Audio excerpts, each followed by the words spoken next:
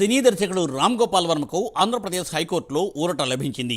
ముందస్తు బెయిల్ కోసం RGV petition దాఖలు చేయగా హైకోర్టు మధ్యంతర ఉత్తర్వులను జారీ చేసింది. ఈ నెల 9 వరకు ఆర్జీవీని అరెస్ట్ చేయవద్దని ఆదేశాలు ఇచ్చారు. ఎటువంటి చర్యలు తీసుకోవద్దని కూడా కోర్టు సూచించింది. తదుపరి విచారణ వచ్చే సోమవారానికి వాయిదా వేశారు. సోషల్ మీడియా వేదికగా అనుచిత వ్యాఖ్యలు, ఫోటో మార్ఫింగ్ పోస్టులు చేశారంటూ రామ్ గోపాల్ వర్మపై కేసు నమోదైంది. రాష్ట్ర వ్యాప్తంగా 3 జిల్లాల పరిధిలో పలు సెషన్లో కేసులు నమోదయ్యాయి. రైట్, దీనిపై మరింత సమాచారాన్ని మా ప్రతినిధి శ్రీనివాస్ అందిస్తారు. శ్రీనివాస్.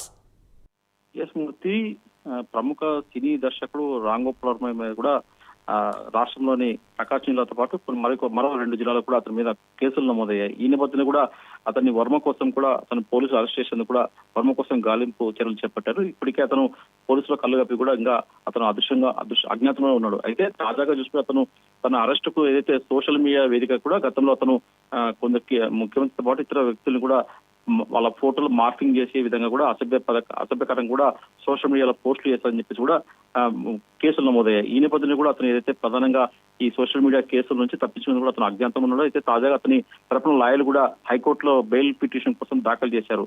అయితే ఈ నేపథ్యంలోనే ఈ రోజు హైకోర్టులో కూడా ఏదైతే రామ్ గోపాల్ వర్మ కేసు కూడా విచారణ చేపట్టింది. విచారణలో ఈరోజు హైకోర్టు నుంచి రామ్ గోపాల్ వర్మ కూడా తాత్కాలికంగా కొద్దిగా ఊరట లభించని చెప్పుకోవచ్చు.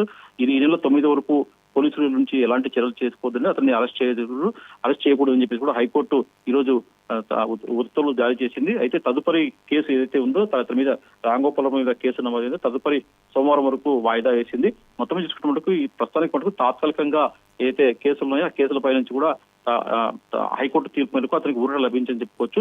ఈ నెల 9 వరకు పోలీసులు ఎలాంటి చర్యలు చేపట్టదని చెప్పి కూడా హైకోర్టు ఆదేశాలు జారీ చేసింది. ఈ నేపథ్యంలో హైకోర్టు తీర్పు తర్వాత మరి రామ్ గోపాల్ వర్మ మరి నెక్స్ట్ ఏం చేయబోతున్నది కూడా ఆసక్తిగా మారింది. ఇప్పటికైనా అతను అంటే హైకోర్టు తీర్పుతో కూడా అతను మళ్ళీ అజ్ఞాతం వీడి బయటకు వస్తారని చెప్పేసి చర్చనీయాంశంగా మారింది. Murthy. Thank you Srinivas. Thanks for update.